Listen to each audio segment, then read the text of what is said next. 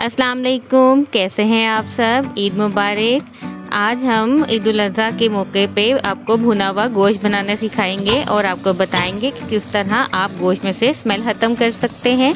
और इस वीडियो में तमाम टिप एंड ट्रिक्स को बताया जाएगा, जिसको फॉलो करते हुए चाहे आप कीमा बनाएं, कलेजी बनाएं या गोश्त बनाएं, सब चीज़ों में से स्मेल ख़त्म हो जाती है और आपकी हांडी बहुत ही टेस्टी बन जाती है। तो वीडियो को एंड तक ज़रूर देखिए और हमें लाइक एंड सब्सक्राइब करना मत भूलिए।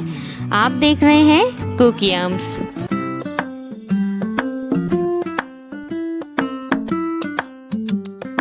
भुना हुआ गोश्त बनाने के लिए हम यहाँ ले रहे हैं गोश्त 1 किलो।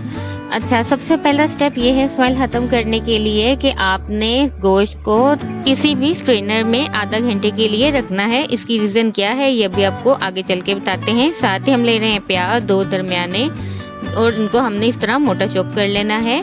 और साथ ही हम लेंगे टमाटर भी हमने 2 दरमियाने लिए हैं और इनको भी हमने ऐसे कट कर लिया है, ज़्यादा हमने नाइसली चॉप नहीं किया। 3 हरी मिर्चें, साथ ही अदरक पेस्ट ले रहे हैं हम 2 टेबलस्पून। लहसुन ले रहे हैं पूरे 1 लहसुन के जवे, हम देसी लहसुन ले रहे हैं। और हम ले रहे हैं लाल मिर्च पाउडर 1 टेबलस्पून, गरम मसाला 1 टेबलस्पून। गरम मसाला मज़ेदार सा आपको रेसिपी जो है उसकी डिस्क्रिप्शन में मिल जाएगी, उसको ज़रूर बकरीद पे ट्राई कीजिए। साथ ही नमक ले रहे हैं हस्बे ज़ायका और हल्दी ले रहे हैं 1.5 टेबलस्पून। गोश्त को आधे घंटे के लिए स्ट्रेन करना है और उसके बाद उसको पकने के लिए रखना है, क्योंकि कुर्बानी के गोश्त में स्मेल इसलिए होती है नंबर 1 पे कि उसमें से सही तरीके से ब्लड नहीं निकला होता।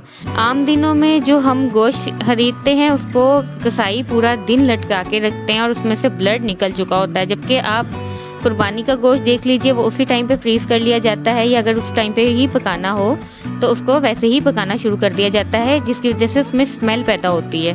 अगर आप स्मेल को ख़त्म करना चाहते हैं तो उसके 2 तरीके हैं। नंबर 1 पे जैसे आपको बताया उसको स्ट्रेनर में रखना है, उसके नीचे सारा ब्लड निकल जाएगा। सेकंड उसका ये होता है कि आपने उसको बॉईल कर लेना है। उसको थोड़ा सा बॉईल किया, उसका सारा ब्लड निकल गया और आपने उसको पानी को गिरा देना है एंड अगेन इस तरह पानी ऐड करके जितने आपको स्पाइसेस और जितने आपको वेजीज बताई हैं जैसे प्याज, टमाटर, लहसुन, अदरक, वो सब ऐड करके इसको पकने के लिए रख देना है।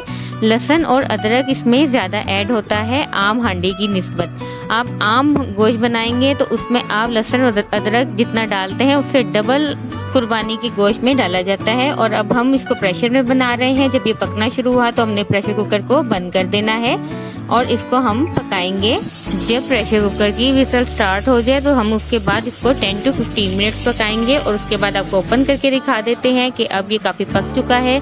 अब हम इसका पानी जो इसमें एक्स्ट्रा है वो खुश्क करेंगे, क्योंकि हम भुना हुआ गोश्त बना रहे हैं इसलिए। अगर आपका गोश्त चर्बी वाला है तो इसमें ऑयल कम ऐड होगा, इसी टाइम पे बहुत ज़्यादा इसमें से ऑयल निकल चुका होगा। और ये देखिए पानी जो है वो काफ़ी ड्राई हो गया, तो अब हम इसमें ऑयल ऐड कर देंगे। हमने तकरीबन 150 ml ऑयल इसमें ऐड करना है।